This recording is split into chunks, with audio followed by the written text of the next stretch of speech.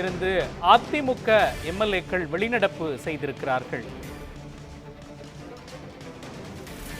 Budget கூட்டத்தொடர் தற்பொழுது அதற்கு நேற்றைய நடந்த சம்பவங்களை குறிப்பிட்டு அதை திரு ஸ்டாலின் மாடல் அரசாங்கம், ஸ்டாலின் தலைமையில் இருக்கின்ற காவல்துறை செயலற்று இருக்கின்ற அந்த காரணத்தினால்தான் தொடர்ந்து தமிழகத்திலே கொலை சம்பவங்கள் அரங்கேறிக்கின்ற அதை தடுக்க தவறிய திமுக அரசை கண்டித்து இன்றைய தினம் நாங்கள் வெளிநடப்பு செய்திருக்கின்றோம். நேற்றைய நடந்த சம்பவங்களை இந்த நேரத்தில் கோடிட்டு காட்டுகிறேன்.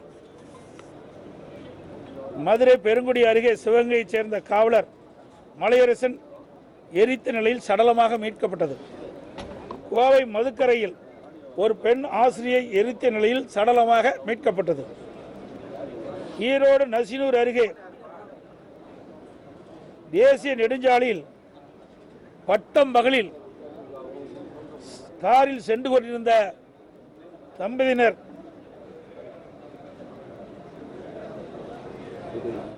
சில பேர் அந்த காரை வழிமறித்து கொடூரமான முறையில் வெட்டப்பட்டார். அந்த வெட்டப்பட்ட காரணத்தினால் அவர் உயிரிழந்தார். அவரை வெட்டப்படுகின்ற பொழுது அவருடைய மனைவி தடுக்க முயன்ற பொழுது அவருக்கும் வெட்டுப்பட்டு காயம் ஏற்பட்டு அவர் மருத்துவமனையில் சேர்க்கப்பட்டிருக்கின்றார். இது ஒரு தேசிய நெடுஞ்சாலையில் இவர்கள் காரில் சென்று கொண்டிருக்கின்ற பொழுது அவர்களை பின்தொடர்ந்து சினிமா பாணியிலே வெட்டி கொன்ற காட்சி வலைதளங்கள் மூலமாக பரவி இருக்கின்றது.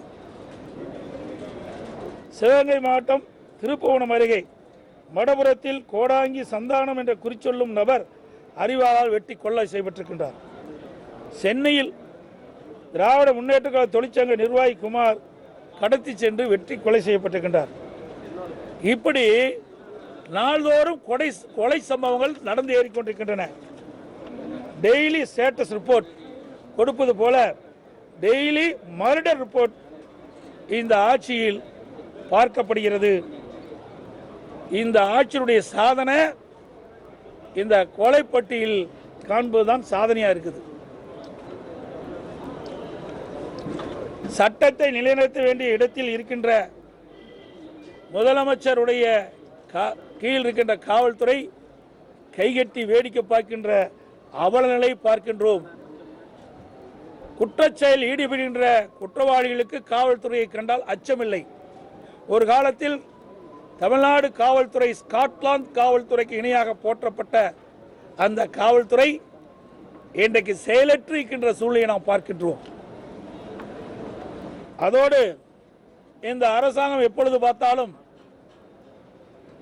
குற்றம் நடந்தால் கை செய்கிறோம் என்று சொல்லி பொறுப்பை தட்டி கெழுப்பது, அதுதான் ஒவ்வொரு முறையும் நாங்கள் கேட்கின்ற கேள்விக்கு பதிலாக இருக்கின்றது. தமிழகத்தில் காவல்துறை ஒன்று இருக்கின்றதா என்ற கேள்வி இப்பொழுது எழுந்திருக்கின்றது. எதற்காக சொல்லின்றேன் சொன்னால், நேற்றைய தினம் திருநெல்வேலியில் ஜாகிர் விஷயன் அவர் அதிகாலை தொழுகைக்கு பள்ளிவாசலில் தொழுகை முடித்து சாலையில் வீட்டுக்கு சென்று கொண்டிருந்த பொழுது அவரை வழிமறித்து அவரை படுகொலை செய்யப்பட்டிருக்கின்றார். அவருக்கு எதிரிலிருந்து அச்சுறுத்தல் வந்தவுடனேயே திரு ஜாகிர் விஷயன் அவர்கள் ஓய்வு பெற்ற காவல் அதிகாரி அவர்கள், அவர் முறைப்படி திருநெல்வேலி ஆணையாளர்களுக்கும் உதவி ஆணையாளர்களுக்கும் காவல்துறை ஆய்வாளர்களுக்கும் தனக்கு இன்னென்ன நபர்களால் அச்சுறுத்தல் ஏற்படுகின்றது, எனக்கு உயிருக்கு ஆபத்து ஏற்படுகின்றது, ஆக இவர்களெல்லாம் விசாரித்து உரிய நடவடிக்கை எடுத்து என் உயிருக்கு பாதுகாப்பு வழங்க வேண்டும் என்று புகார் மனு கொடுத்திருக்கிறார். ஆனால் சட்டத்தை காக்கக்கூடிய காவல்துறை அவரை அழைத்து கட்ட பஞ்சாயத்து செய்து கொண்டிருக்கின்றது. எவ்வளவு பெரிய வேதனை என்பதை எண்ணி பாருங்கள். இதையெல்லாம் தெரிந்து கொண்டு திரு ஜாகிர் விஷயன் அவர்கள் ஒரு ஆடியோ வெளியிடுறார். அதில் பதிவு செஞ்சு விடுறார். எதிரிகள் என்னை எப்பொழுது வேணாலும் வெட்டி கொல்லப்படுவார். ஆனால் அந்த கட்சி தான் உறுப்பினர்கள், ஆளுங்கட்சி உறுப்பினர்கள். மற்ற எல்லா கட்சியுமே வெளியில தோழமை உணர்வோடு போட்டு வெற்றி பெற்று வந்திருக்கலாம். ஆனா ஒவ்வொரு கட்சியும் சார்ந்த சட்டமன்ற உறுப்பினர் இருக்கிறாங்க, எல்லாமே எதிர்கட்சி உறுப்பினர் தான். அதை கூட மறந்து அந்த சட்டமன்ற அவர் கூட்டணியில் அங்க வைக்கின்ற சட்டமன்ற உறுப்பினர்களாம் தோழமை கட்சி கொடுக்கணும்னு சொல்றாரு. இங்கேயும் தோழமை கட்சி தான் பாக்குறாங்க. அதான் எல்லாம் பாராட்டி பேசுறேன். அது நீங்க புரிஞ்சுட்டா நாங்க என்ன செய்யறது? நீங்க நினைக்கிறதுல நாங்க பதில் சொல்ல முடியாத. அதிமுக கொண்டு வந்த தீர்மானத்தை பதிலளித்து பேசும்பொழுது முதலமைச்சர் அதிமுக நிலவக்கூடிய உட்கட்சி பிரச்சனை திசை திருப்பி தான் தீர்மானம் கொண்டு வந்திருக்காங்க. உங்களுடைய பதில்? அதாவது அவர்கள் நாங்க என்னென்னலாம் சொன்னோம் அதை மறுக்கவே இல்லையே. நாங்க சொன்னதெல்லாம் மறுத்து சொல்லியிருக்கணும்ல, எதையும் மறுக்கலையே. நான் என்னென்ன காரணத்திற்காக சட்டப்பேரவைத் தலைவர் பதவி நீக்கும் தீர்மானத்தை கொண்டாந்து நான் சொன்னேன். அதுக்குள்ள எந்த பதிலும் கிடையாது. ஒரே வழியில் சொல்லி இதை எப்படியாவது எப்பொழுதும் போல இதை திசை திருப்பி வேணும். இதுக்கு அப்படி பேசல. அது மட்டும் இல்ல, இப்ப சட்டப்பேரவை அந்த அமர்ந்த உடனே முதலமைச்சர் ஆணைக்குப்படி தான் செயல்படுங்க. இப்ப பேசிக்கிட்ட பொழுது முதலமைச்சருடைய ஆணைப்படி தான் செயல்படும் அறிவிக்கிறாரு. நான் அதான் சொன்னேன், இது யார் இயக்குறான்னு நான் கூட கேட்டேன். சட்டப்பேரவைத் தலைவர் நடுநிலையோடு செயல்பட வேணும். ஆளுங்கட்சி எதிர்கட்சி முதலமைச்சர் எதிர்கட்சி எல்லாம் பார்க்க கூடாது. எது சரி எது தவறுன்னு தான் பார்க்கணும். அதான் சட்டமன்ற தலைவருடைய நிலைப்பாடு. அதையும் மறந்து இன்னைக்கு அதையும் தான் சொல்றாரு. இவ்வளவு பிரச்சனை நடந்த பிறகு நீ சொன்ன மாதிரி இந்த வாக்கெடுப்புலாம் முடிஞ்ச பிறகு மீண்டும் அந்த நிலைக்கு தான் போறாரு. இது எங்களுக்கு வருத்தம், வேதனை அளிக்குது. நேற்று முதலமைச்சர் பேசும்போது 2011 இருந்து 21 வரைக்கும் அதிமுக ஆட்சி காலத்துல 120% கடன் அளவு இருந்தது. திமுக ஆட்சி வந்த 4 ஆண்டுகள்ல 93% நாங்க குறைச்சிருக்கோம் அப்படின்ற விஷயத்த சொல்றாரு. சரி, உங்களுக்கு ஊடக நம்பரும் பத்திரிகையும் தெரியாது இல்ல. இதெல்லாம் விஞ்ஞான முறைப்படி எப்பவுமே கடைபிடிக்கிறீங்க. திமுக எந்த கடன்களை வச்சு சொல்றாங்க பாருங்க. 2011 அம்மா பொறுப்பேற்கும் போது திமுக 1,14,000. அப்போ மீண்டும் அம்மா 2016 வரைக்கும் 2,17,000. அப்போ 128ங்கிறான். அந்த கடனை வச்சு ஒப்பிட்டு பேசுறாங்க. இப்ப கடன் எவ்வளவு? இப்படி இதெல்லாம் ஒரு தந்திரம், மக்களை ஏமாற்றுகின்ற ஒரு நாடகம். 3 லட்சம் 4 லட்சம் கடன் வாங்கிட்டு 93%. எதை அந்த 5,18,000 கூட ஒப்பிட்டு 93%. யாரை ஏமாத்துற நாடகம்? நாட்டு மக்கள் ஒன்னும் தெரியாம நினைச்சிட்டு. நீ விஞ்ஞான உலகம் பேச பேச லைவ்ல போயிட்டு இருக்குது. இன்னைக்கு எல்லாம் படித்த மாணவர்களும் இன்றைக்கு தமிழகம் அறிவுபூர்வமான மக்கள், சிந்திக்கக்கூடிய மக்கள். ஆக இவரெல்லாம் ஏமாற்ற முடியாது. இப்படி டேலி பண்ணிலாம் ஏமாற்ற முடியாது. நீங்க வாங்கினது 4 லட்சம் கோடி, இதுக்கு முந்தி 5,18,000 கோடி இருந்தது. அப்போ எவ்வளவு சதவீதம் கவனிட்டு பாருங்க. பழசு 5-18, இப்ப எவ்வளவு சதவீதம் வாங்கியிருக்கிறீங்க? 73 ஆண்டு காலம் பல்வேறு கட்சிகள் ஆட்சி செஞ்சன.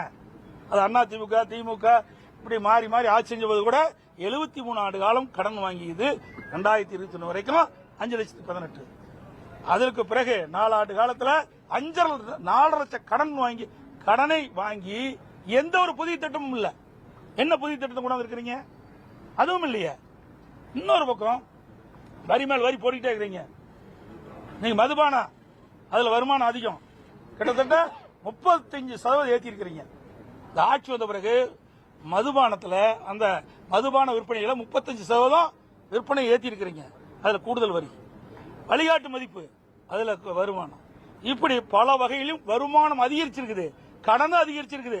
புதிய திட்டம் எதுவும் இல்லையே, மூலதன செலவும் அதிகம் இல்லையே, பற்றாக்குறை 41,000 கோடி.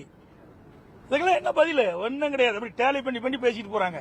இந்த புள்ளி இதுக்கு பர்சன்டேஜ், அதுக்கு பர்சன்டேஜ், மக்களை ஏமாற்றுவது. என்ன கடன் வாங்கினா என்ன வருவாய், எவ்வளவு மூலதன செலவு, அதெல்லாம் சொல்லுங்க பார்க்கலாம். சொல்ல முடியாது.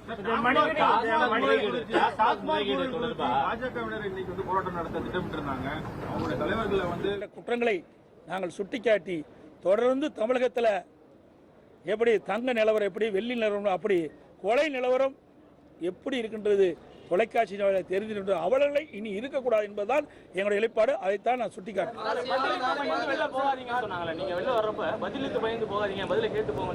என்ன பதில் கிழிச்சு விட்டாரு இவரு? சொல்லுங்க பார்க்கலாம். ஏங்க என்ன வெக்கக்கேடா இருக்குது. நீங்க ஒரு கேள்வின்னு கேட்கறீங்க. நான் சொல்றதை கேளுங்க.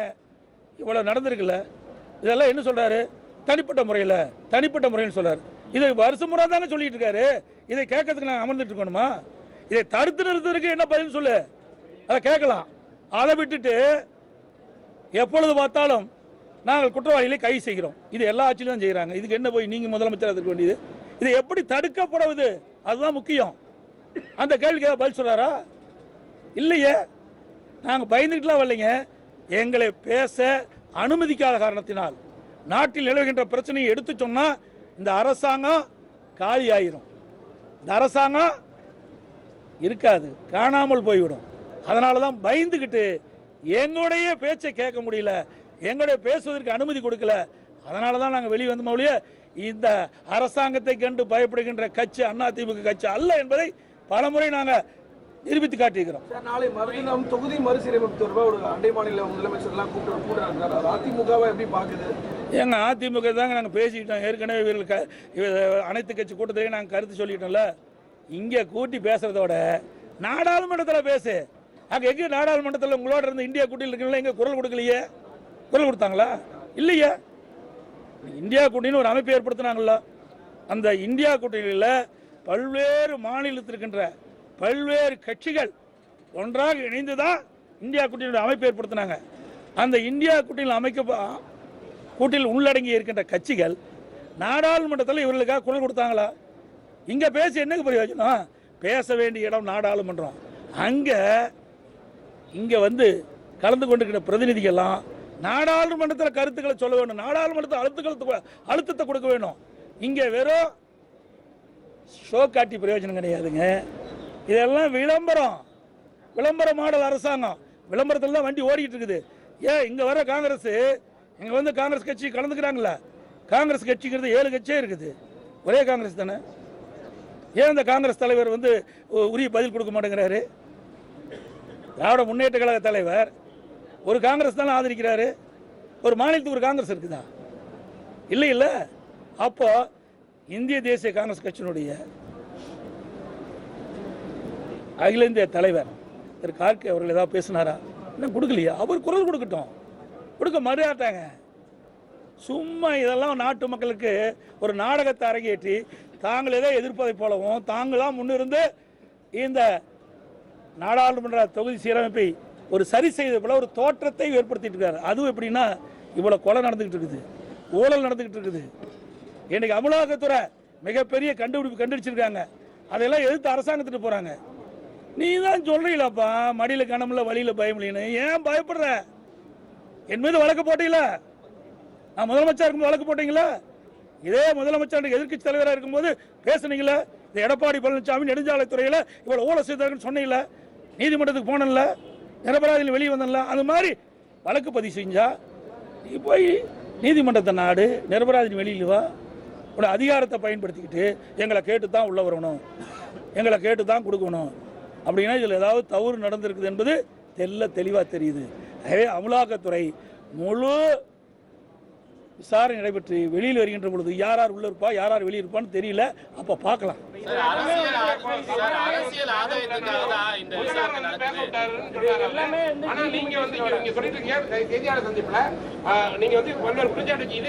பதில் சொல்லும் போது நீங்க இதை சொன்னதை அங்கேயே நேரடியாக சொல்லலாமே.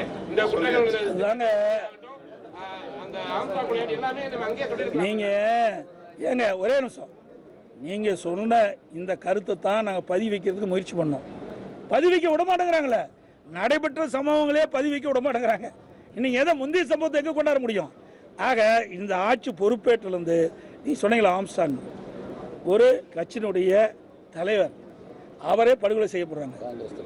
அதுபோல் காங்கிரஸ் மாவட்ட தலைவர் திருநெல்வேலியில் கண்டுபிடிக்க முடியல.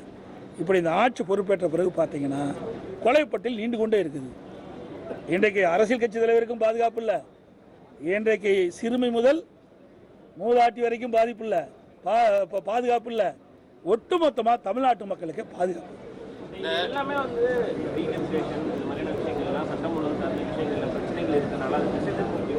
ஆமாம், 100% திசை இருப்பு மூச்சு தான்.